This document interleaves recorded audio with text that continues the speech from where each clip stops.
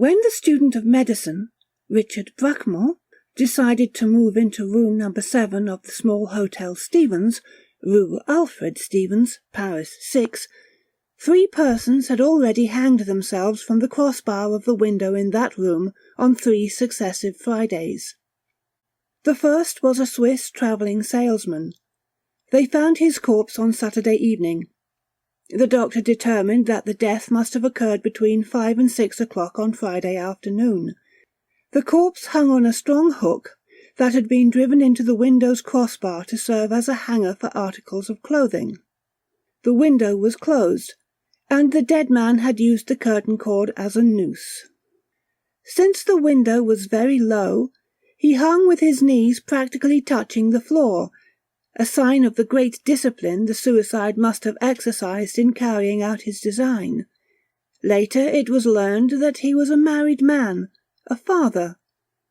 He had been a man of a continually happy disposition, a man who had achieved a secure place in life. There was not one written word to be found that would have shed light on his suicide, not even a will.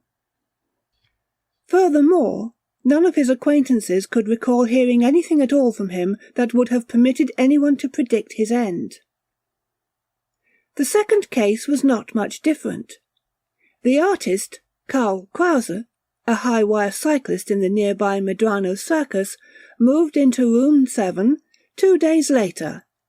When he did not show up at Friday's performance, the director sent an employee to the hotel.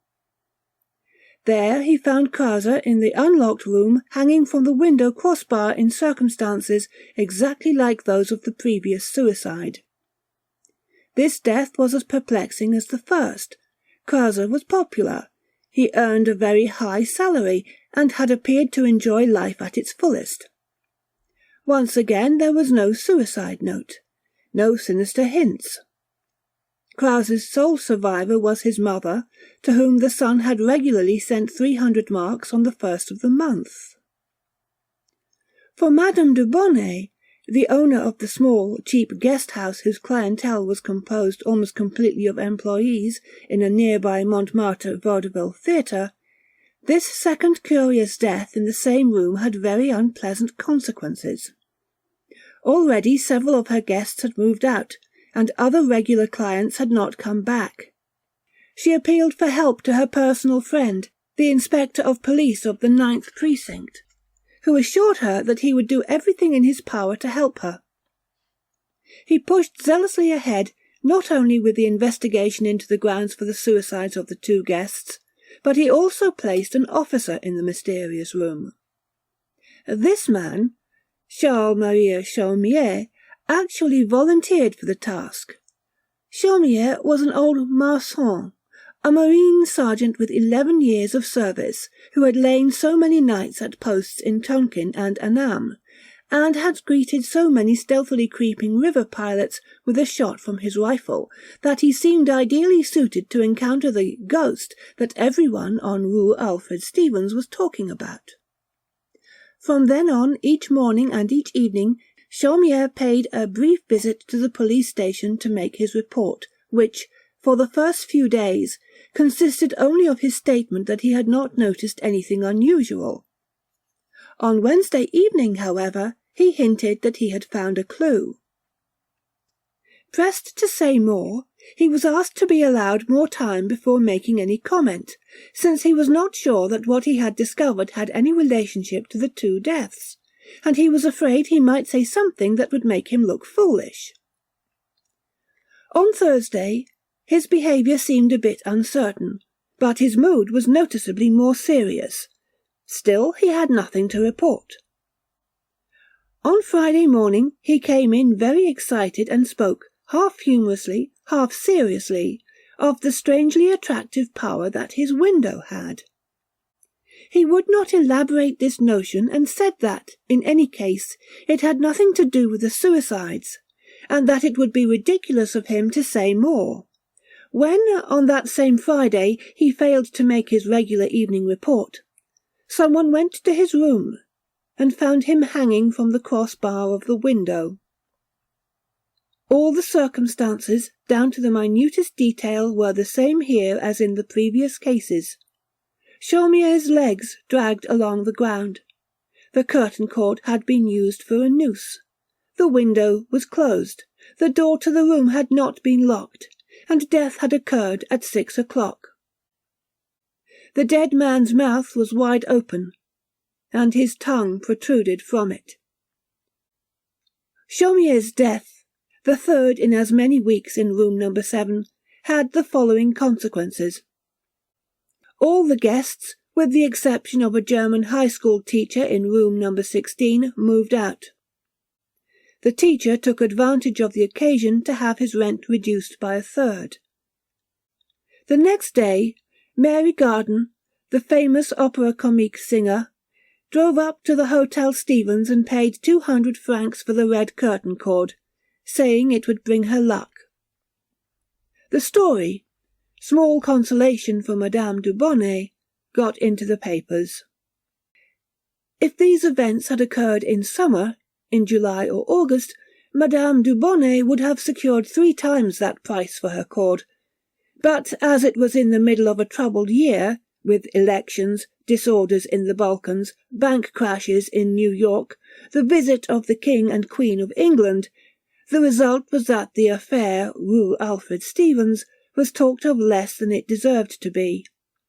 As for the newspaper accounts, they were brief, being essentially the police reports word for word. These reports were all that Richard Bracquemont, the medical student, knew of the matter. There was one detail about which he knew nothing, because neither the police inspector nor any of the eyewitnesses had mentioned it to the press. It was only later, after what happened to the medical student, that anyone remembered that when the police removed Sergeant Charles-Marie Chaumier's body from the window crossbar, a large black spider crawled from the dead man's open mouth. A hotel porter flicked it away, exclaiming, "Ugh, another of those damned creatures."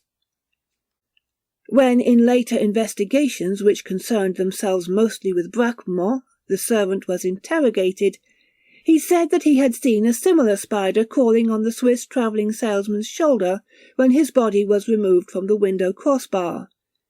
But Richard Bracquemont knew nothing of all this. It was more than 2 weeks after the last suicide that Bracquemont moved into the room. It was a Sunday. Bracquemont conscientiously recorded everything that happened to him in his journal. That journal now follows. Monday, February 28th. I moved in yesterday evening. I unpacked my 2 wicker suitcases and straightened the room a little. Then I went to bed. I slept so soundly that it was 9 o'clock the next morning before a knock at my door woke me. It was my hostess, bringing me breakfast herself. One could read her concern for me in the eggs, the bacon, and the superb café au lait she brought me. I washed and dressed, then smoked a pipe as I watched the servant make up the room. So here I am. I know well that the situation may prove dangerous, but I think I may just be the one to solve the problem. If, once upon a time, Paris was worth a mass, conquest comes at a dearer rate these days. It is well worth risking my life pour un si bel enjeu. I have at least one chance to win, and I mean to risk it. As it is, I'm not the only one who has had this notion. 27 people have tried for access to the room. Some went to the police, some went directly to the hotel owner. There were even 3 women among the candidates. There was plenty of competition. No doubt the others are poor devils like me. And yet it was I who was chosen. Why? Because I was the only one who hinted that I had some plan, or the semblance of a plan. Naturally, I was bluffing. These journal entries are intended for the police. I must say that it amuses me to tell those gentlemen how neatly I fooled them. If the inspector has any sense, he'll say, this Bracquemont is just the man we need." In any case, it doesn't matter what he'll say. The point is, I'm here now, and I take it as a good sign that I've begun my task by bamboozling the police. I had gone first to Madame du Bonnet, and it was she who sent me to the police. They put me off for a whole week, as they put off my rivals as well. Most of them gave up in disgust, having something better to do than hang around the musty squad-room. The inspector was beginning to get irritated at my tenacity. At last he told me I was wasting my time, that the police had no use for bungling amateurs. Ah, if only you had a plan, then— On the spot I announced that I had such a plan, though naturally I had no such thing. Still, I hinted that my plan was brilliant, but dangerous, that it might lead to the same end as that which had overtaken the police officer Chaumier. Still, I promised to describe it to him if he would give me his word that he would personally put it into effect. He made excuses, claiming he was too busy, but when he asked me to give him at least a hint of my plan, I saw that I had piqued his interest. I rattled off some nonsense made up of whole cloth. God alone knows where it all came from. I told him that 6 o'clock of a Friday is an occult hour. It is the last hour of the Jewish week, the hour when Christ disappeared from his tomb and descended into hell. That he would do well to remember that the 3 suicides had taken place at approximately that hour. That was all I could tell him just then, I said, but I pointed him to the revelations of St. John. The inspector assumed the look of a man who understood all that I had been saying. Then he asked me to come back that evening. I returned, precisely on time, and noted a copy of the New Testament on the inspector's desk. I had, in the meantime, been at the revelations myself, without, however, having understood a syllable. Perhaps the inspector was cleverer than I. Very politely, nay, deferentially, he let me know that, despite my extremely vague intimations, he believed he grasped my line of thought and was ready to expedite my plan in every way. And here I must acknowledge that he has indeed been tremendously helpful. It was he who made the arrangement with the owner that I was to have anything I needed so long as I stayed in the room. The inspector gave me a pistol and a police whistle, and he ordered the officers on the beat to pass through the Rue Alfred Stevens as often as possible, and to watch my window for any signal. Most important of all, he had a desk telephone installed which connects directly with the police station. Since the station is only 4 minutes away, I see no reason to be afraid. Wednesday, March the 1st. Nothing has happened, not yesterday, not today. Madame du Bonnet brought a new curtain cord from another room. The rooms are mostly empty, of course. Madame du Bonnet takes every opportunity to visit me, and each time she brings something with her. I have asked her to tell me again everything that happened here, but I have learned nothing new. She has her own opinion of the suicides. Her view is that the music-hall artiste, Krause, killed himself because of an unhappy love affair. During the last year that Krause lived in the hotel, a young woman had made frequent visits to him. These visits had stopped just before his death. As for the Swiss gentleman, Madame du Bonnet confessed herself baffled. On the other hand, the death of the policeman was easy to explain. He had killed himself just to annoy her. These are sad enough explanations, to be sure, but I let her babble on to take the edge off my boredom. Thursday, March the 3rd. Still nothing. The inspector calls twice a day. Each time I tell him that all is well. Apparently these words do not reassure him. I have taken out my medical books and I study, so that my self-imposed confinement will have some purpose. Friday, March the 4th. I ate uncommonly well at noon. The landlady brought me half a bottle of champagne. It seemed a meal for a condemned man. Madame du Bonnet looked at me as if I were already 3/4 dead. As she was leaving, she begged me tearfully to come with her, fearing no doubt that I would hang myself just to annoy her. I studied the curtain cord once again. Would I hang myself with it? Certainly I felt little desire to do so. The cord is stiff and rough, not the sort of cord one makes a noose of. One would need to be truly determined before one could imitate the others. I am seated now at my table. At my left, the telephone. At my right, the revolver. I'm not frightened, but I am curious. 6 o'clock, the same evening. Nothing has happened. I was about to add, unfortunately. The fatal hour has come and has gone, like any 6 o'clock on any evening. I won't hide the fact that I occasionally felt a certain impulse to go to the window, but for a quite different reason than one might imagine. The inspector called me at least 10 times between 5 and 6 o'clock. He was as impatient as I was. Madame du Bonnet, on the other hand, is happy. A week has passed without someone in number 7 hanging himself. Marvellous. Monday, March the 7th. I have a growing conviction that I will learn nothing, that the previous suicides are related to the circumstances surrounding the lives of the 3 men. I have asked the inspector to investigate the cases further, convinced that someone will find their motivations.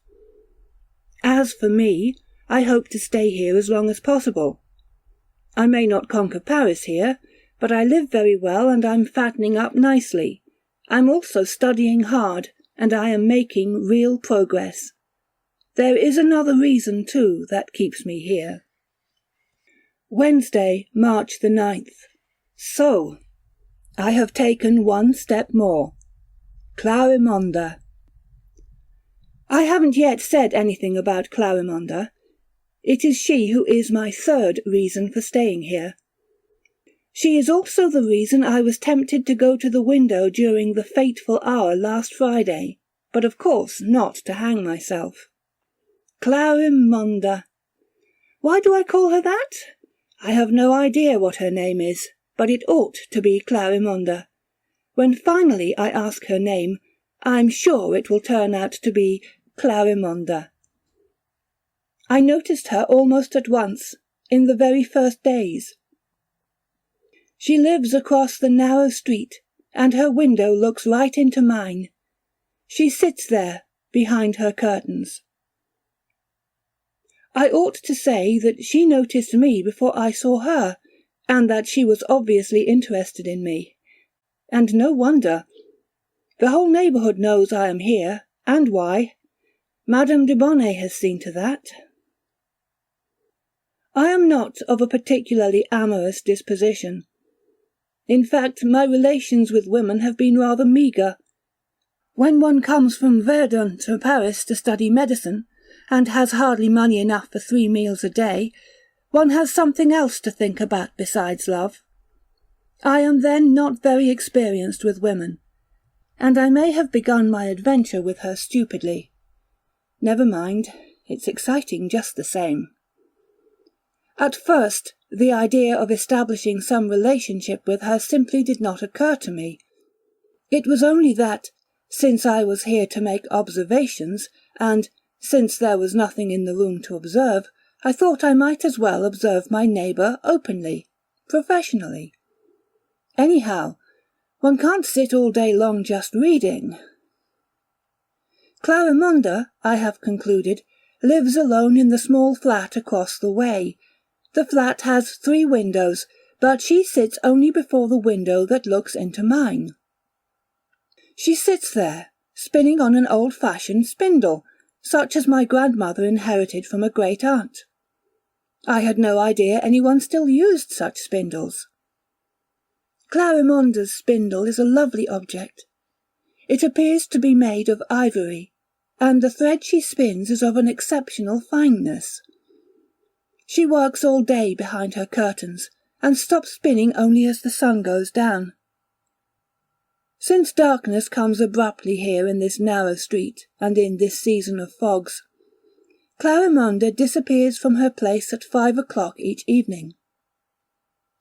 I have never seen a light in her flat. What does Clarimonda look like? I'm not quite sure.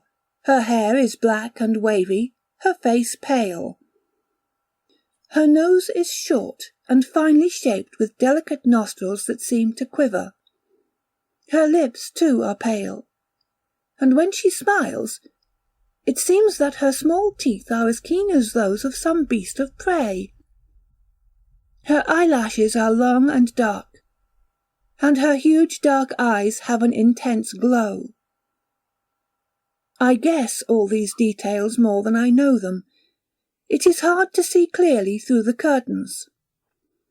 Something else. She always wears a black dress embroidered with a lilac motif, and black gloves, no doubt to protect her hands from the effects of her work. It is a curious sight, her delicate hands moving perpetually, swiftly grasping the thread, pulling it, releasing it, taking it up again, as if one were watching the indefatigable motions of an insect. Our relationship? For the moment still very superficial, though it feels deeper. It began with a sudden exchange of glances in which each of us noted the other. I must have pleased her, because one day she studied me a while longer, then smiled tentatively. Naturally, I smiled back. In this fashion 2 days went by, each of us smiling more frequently with the passage of time.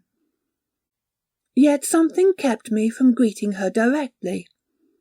Until today, this afternoon, I did it, and Clarimonda returned my greeting. It was done subtly enough, to be sure, but I saw her nod. Thursday, March the 10th. Yesterday I sat for a long time over my books, though I can't truthfully say that I studied much. I built castles in the air and dreamed of Clarimonda. I slept fitfully. This morning, when I approached my window, Clarimonda was already in her place. I waved, and she nodded back. She laughed and studied me for a long time. I tried to read, but I felt much too uneasy. Instead, I sat down at my window and gazed at Clarimonda. She too had laid her work aside. Her hands were folded in her lap. I drew my curtain wider with the window cord, so that I might see better.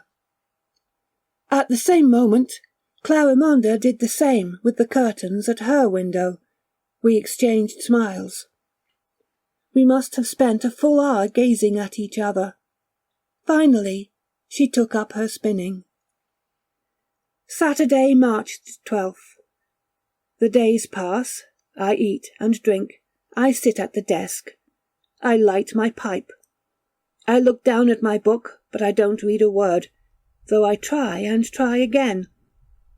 Then I go to the window, where I wave to Clarimonda. She nods. We smile. We stare at each other for hours. Yesterday afternoon at 6 o'clock, I grew anxious. The twilight came early, bringing with it something like anguish. I sat at my desk. I waited until I was invaded by an irresistible need to go to the window, not to hang myself, but just to see Clarimonda.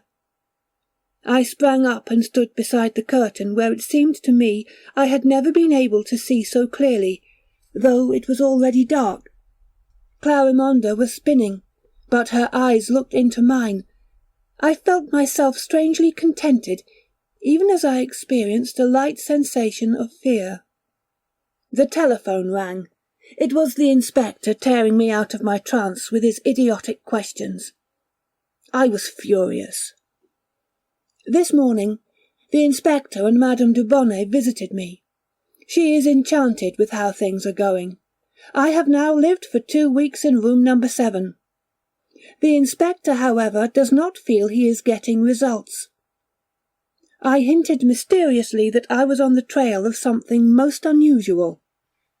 The jackass took me at my word and fulfilled my dearest wish. I've been allowed to stay in the room for another week. God knows it isn't Madame Dubonnet's cooking or wine cellar that keeps me here. How quickly one can be sated with such things. No, I want to stay because of the window Madame Dubonnet fears and hates. That beloved window that shows me Clarimonde. I have stared out of my window, trying to discover whether she ever leaves her room, but I've never seen her set foot on the street.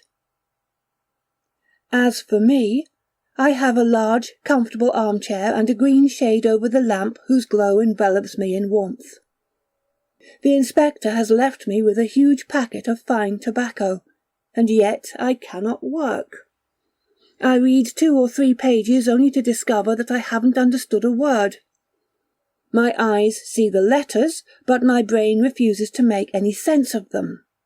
Absurd. As if my brain were posted, no trespassing. It is as if there were no room in my head for any other thought than the one. Clarimonde. I push my books away. I lean back deeply into my chair. I dream. Sunday, March 13. This morning I watched a tiny drama while the servant was tidying my room. I was strolling in the corridor when I paused before a small window in which a large garden spider had her web. Madame Dubonnet will not have it removed because she believes spiders bring luck, and she's had enough misfortunes in her house lately. Today, I saw a much smaller spider, a male, moving across the strong threads towards the middle of the web, but when his movements alerted the female, he drew back shyly to the edge of the web from which he made a second attempt to cross it. Finally, the female in the middle appeared attentive to his wooing and stopped moving. The male tugged at a strand gently, then more strongly till the whole web shook. The female stayed motionless. The male moved quickly forward, and the female received him quietly, calmly, giving herself over completely to his embraces. For a long minute they hung together motionless at the centre of the huge web. Then I saw the male slowly extricating himself, one leg over the other. It was as if he wanted tactfully to leave his companion alone in the dream of love, but as he started away, the female, overwhelmed by a wild life, was after him, hunting him ruthlessly. The male let himself drop from a thread. The female followed, and for a while the lovers hung there, imitating a piece of art. Then they fell to the window-sill where the male, summoning all his strength, tried again to escape. Too late. The female already had him in her powerful grip, and was carrying him back to the centre of the web. There, the place that had just served as the couch for their lascivious embraces took on quite another aspect. The lover wriggled, trying to escape from the female's wild embrace, but she was too much for him. It was not long before she had wrapped him completely in her thread, and he was helpless. Then she dug her sharp pincers into his body, and sucked full draughts of her young lover's blood. Finally, she detached herself from the pitiful and unrecognizable shell of his body, and threw it out of her web. So that is what love is like among these creatures. Well for me that I am not a spider. Monday, March 14th. I don't look at my books any longer. I spend my days at the window. When it is dark, Clarimonde is no longer there, but if I close my eyes, I continue to see her. This journal has become something other than I intended. I've spoken about Madame Dubonnet, about the inspector, about spiders, and about Clarimonde. But I've said nothing about the discoveries I undertook to make. It can't be helped. Tuesday, March 15th. We have invented a strange game, Clarimonda and I. We play it all day long. I greet her, then she greets me. Then I tap my fingers on the window panes. The moment she sees me doing that, she too begins tapping. I wave to her, she waves back. I move my lips as if speaking to her. She does the same. I run my hand through my sleep-dishevelled hair, and instantly her hand is at her forehead. It is a child's game, and we both laugh over it. Actually, she doesn't laugh. She only smiles a gently contained smile, and I smile back in the same way. This game is not as trivial as it seems.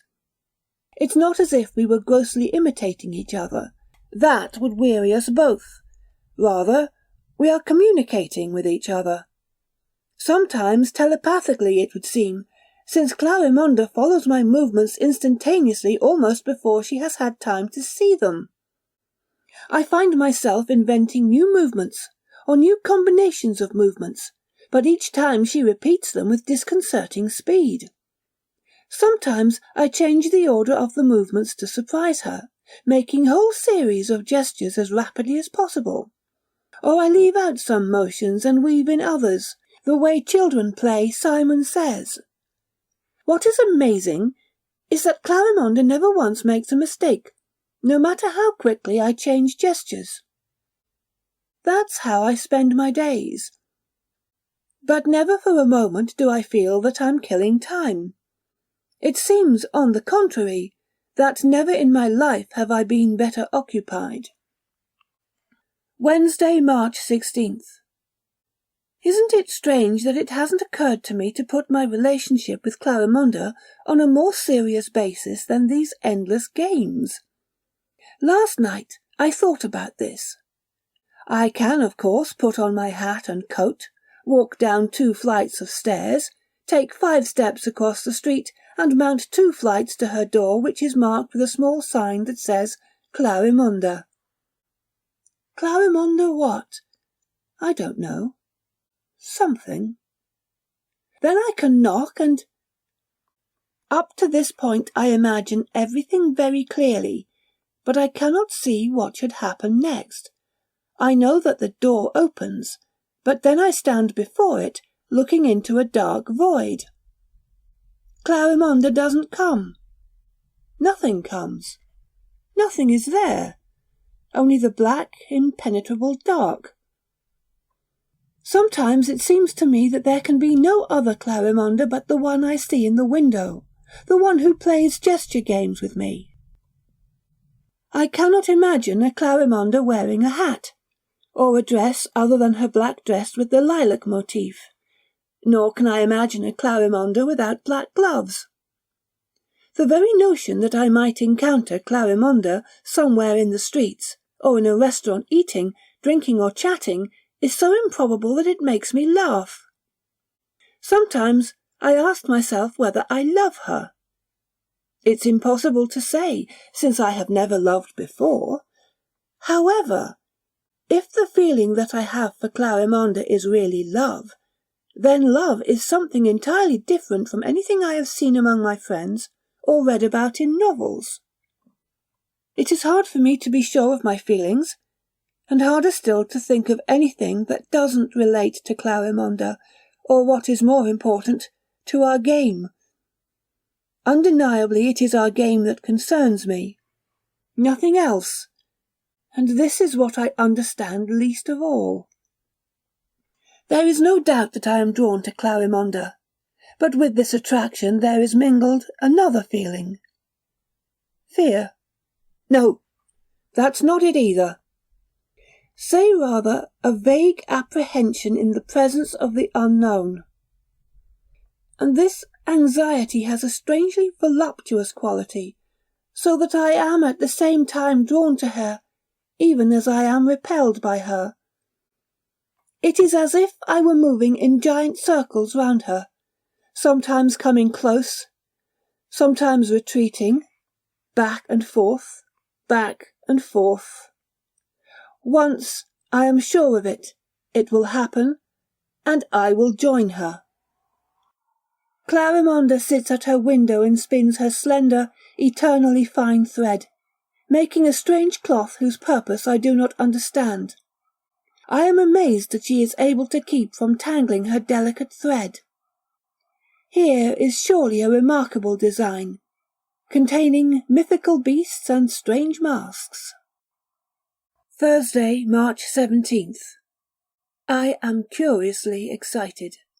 I don't talk to people any more. I barely say hello to Madame de Bonnet or to the servant.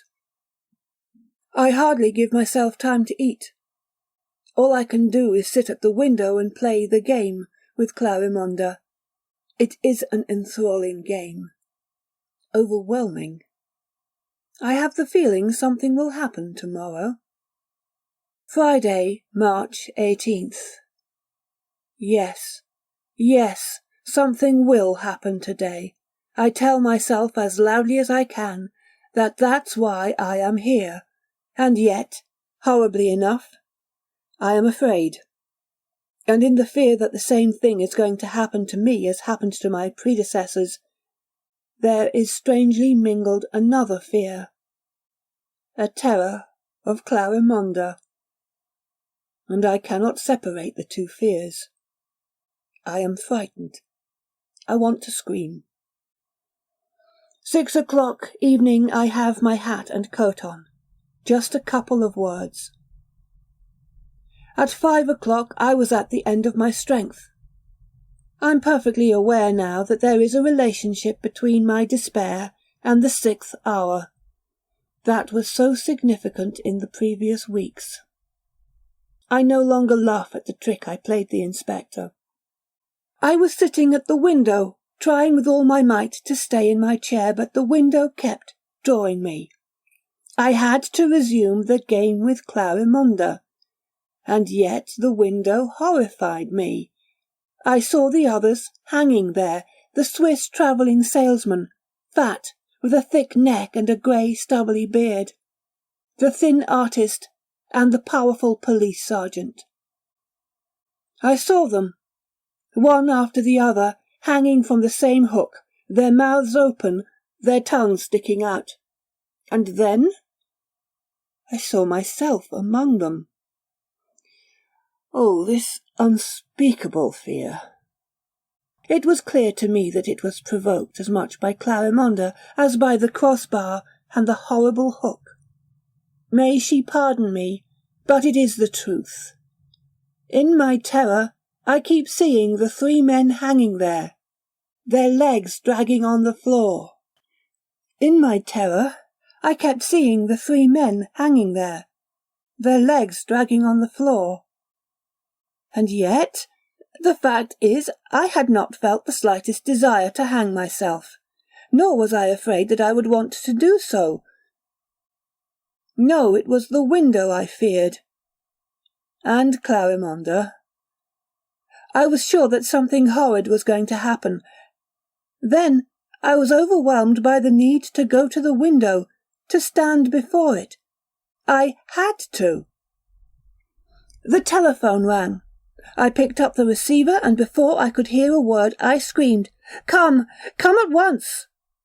It was as if my shrill cry had in that instant dissipated the shadows from my soul. I grew calm. I wiped the sweat from my forehead. I drank a glass of water. Then I considered what I should say to the inspector when he arrived. Finally, I went to the window. I waved and smiled. And Clarimonda, too, waved and smiled. 5 minutes later the inspector was here.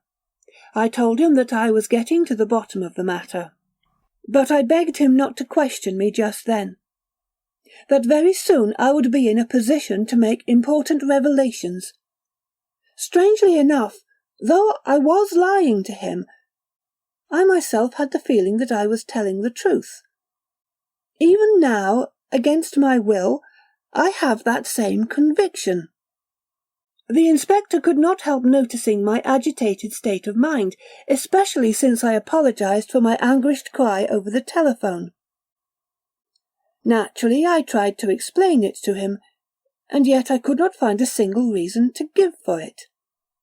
He said affectionately that there was no need ever to apologize to him, that he was always at my disposal, that it was his duty. It was better that he should come a dozen times to no effect, rather than fail to be here when he was needed.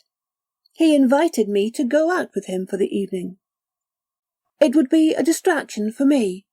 It would do me good not to be alone for a while. I accepted the invitation, though I was very reluctant to leave the room. Saturday, March 19th. We went to the Gaieté Rochechouart, La Cigale, and La Lune Rousse. The inspector was right. It was good for me to get out and breathe the fresh air. At first, I had an uncomfortable feeling as if I were doing something wrong, as if I were a deserter who had turned his back on the flag. But that soon went away. We drank a lot, laughed and chatted. This morning, when I went to my window, Clarimonde gave me what I thought was a look of reproach, though I may only have imagined it. How could she have known that I had gone out last night? In any case, the look lasted only for an instant, then she smiled again. We played the game all day long. Sunday, March 20th. Only one thing to record. We played the game. Monday, March 21st. We played the game all day long. Tuesday, March 22nd. Yes, the game. We played it again. And nothing else. Nothing at all. Sometimes I wonder what is happening to me. What is it I want? Where is all this leading? I know the answer. There is nothing else I want except what is happening. It is what I want, what I long for. This only. Clarimonde and I have spoken with each other in the course of the last few days, but very briefly, scarcely a word. Sometimes we moved our lips, but more often we just looked at each other with deep understanding. I was right about Clarimonde's reproachful look because I went out with the inspector last Friday. I asked her to forgive me. I said it was stupid of me and spiteful to have gone. She forgave me, and I promised never to leave the window again. We kissed, pressing our lips against each of our window panes. Wednesday, March 23rd. I know now that I love Clarimonde, that she has entered into the very fibre of my being. It may be that the loves of other men are different. But does there exist one head, one ear, one hand that is exactly like hundreds of millions of others? There are always differences, and it must be so with love. My love is strange, I know that. But is it any the less lovely because of that? Besides, my love makes me happy. If only I were not so frightened. Sometimes my terror slumbers and I forget it for a few moments. Then it wakes and does not leave me. The fear is like a poor mouse trying to escape the grip of a powerful serpent. Just wait a bit, poor sad terror. Very soon, the serpent love will devour you. Thursday, March 24th. I have made a discovery. I don't play with Clarimonde. She plays with me. Last night, thinking as always about our game, I wrote down 5 new and intricate gesture patterns with which I intended to surprise Clarimonde today. I gave each gesture a number. Then I practiced the series so I could do the motions as quickly as possible, forwards or backwards, or sometimes only the even-numbered ones, sometimes the odd, or the first and the last of the 5 patterns. It was tiring work, but it made me happy and seemed to bring Clarimonde closer to me. I practiced for hours until I got all the motions down pat, like clockwork. This morning I went to the window. Clarimonde and I greeted each other. Then our game began. back and forth. It was incredible how quickly she understood what was to be done, how she kept pace with me. There was a knock at the door. It was the servant bringing me my shoes. I took them. On my way back to the window my eye chanced to fall on the slip of paper on which I had noted my gesture patterns. It was then that I understood. In the game just finished, I had not made use of a single one of my patterns. I reeled back and had to hold on to the chair to keep from falling. It was unbelievable. I read the paper again and again. It was still true. I had gone through a long series of gestures at the window, and not one of the patterns had been mine. I had the feeling, once more, that I was standing before Clarimonde's wide-open door, through which, though I stared, I could see nothing but a dark void. I knew, too, that if I chose to turn from that door now, I might be saved, and that I still had the power to leave. And yet I did not leave, because I felt myself at the very edge of the mystery, as if I were holding the secret in my hands. Paris, you will conquer Paris, I thought, and in that instant Paris was more powerful than Clarimonde. I don't think about that any more. Now I feel only love and a delicious terror. Still, the moment itself endowed me with strength. I read my notes again, engraving the gestures on my mind. Then I went back to the window, only to become aware that there was not one of my patterns that I wanted to use. Standing there, it occurred to me to rub the side of my nose. Instead, I found myself pressing my lips to the window pane. I tried to drum with my fingers on the window-sill. Instead, I brushed my fingers through my hair. And so I understood that it was not that Clarimonde did what I did. Rather, my gestures followed her lead, and with such lightning rapidity that we seemed to be moving simultaneously. I, who had been so proud because I thought I had been influencing her, I was in fact being influenced by her. Her influence. So gentle, so delightful. I have tried another experiment. I clenched my hands and put them in my pockets firmly, intending not to move them one bit. Clarimonde raised her hand and, smiling at me, made a scolding gesture with her finger. I did not budge, and yet I could feel how my right hand wished to leave my pocket. I shoved my fingers against the lining, but against my will my hand left the pocket. My arm rose into the air. In my turn, I made a scolding gesture with my finger and smiled. It seemed to me that it was not I who was doing all this. It was a stranger whom I was watching. But of course I was mistaken. It was I making the gesture, and the person watching me was the stranger. That very same stranger who, not long ago, was so sure that he was on the edge of a great discovery. In any case, it was not I. Of what use to me is this discovery? I am here to do Clarimonde's will. Clarimonde, whom I love with an anguished heart. Friday, March 25th. I have cut the telephone cord. I have no wish to be continually disturbed by the idiotic inspector just as the mysterious hour arrives. God, why did I write that? Not a word of it is true. It is as if someone else were directing my pen.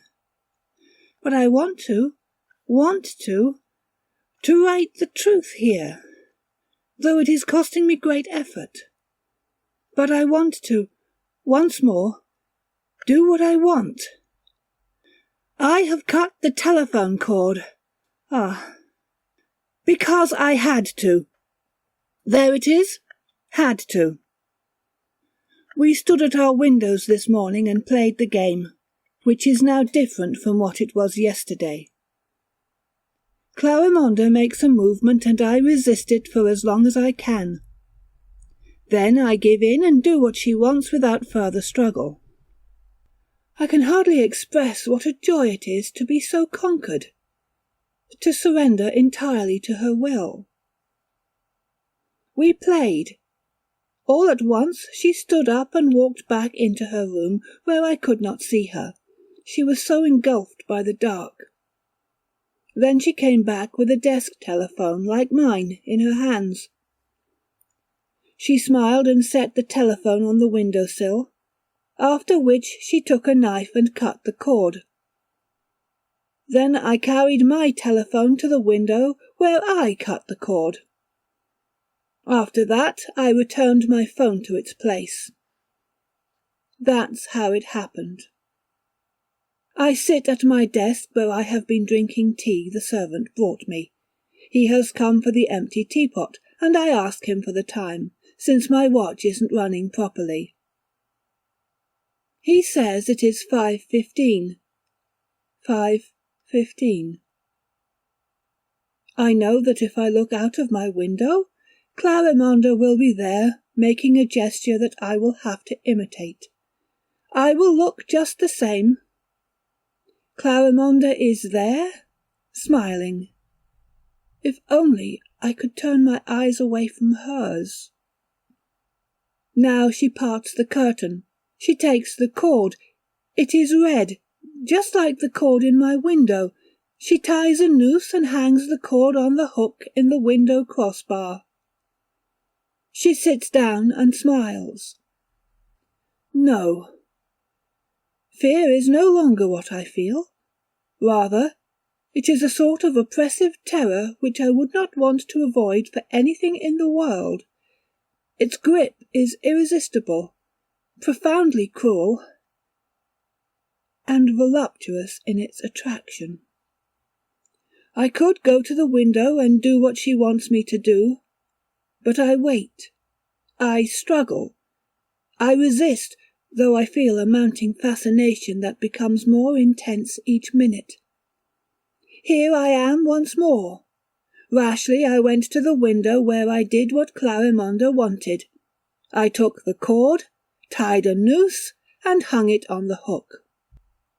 Now I want to see nothing else, except to stare at this paper, because if I look, I know what she will do, now, at the 6th hour of the last day of the week. If I see her, I will have to do what she wants. Have to. I won't see her. I laugh, loudly. No, I'm not laughing. Something is laughing in me, and I know why. It is because of I won't. I won't, and yet I know very well that I have to look at her. I must, and then all that follows. If I still wait, it is only to prolong this exquisite torture. Yes, that's it. This breathless anguish is my supreme delight. I write quickly, just so I can continue to sit here, so I can attenuate these seconds of pain. Again, terror, again. I know that I will look toward her, that I will stand up, that I will hang myself. That doesn't frighten me. That is beautiful, even precious. There is something else. What will happen afterwards? I don't know.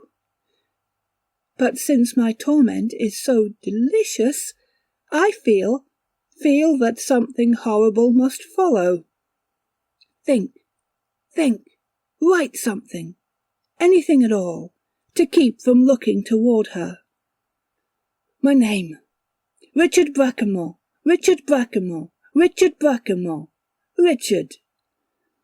I can't go on.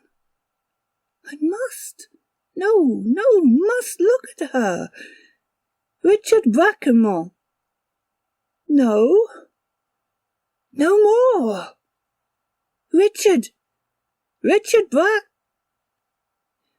The inspector of the 9th Precinct, after repeated and vain efforts to telephone Richard, arrived at the Hotel Stevens at 6:05. He found the body of the student Richard Bracquemont hanging from the crossbar of the window in room number 7, in the same position as each of his 3 predecessors.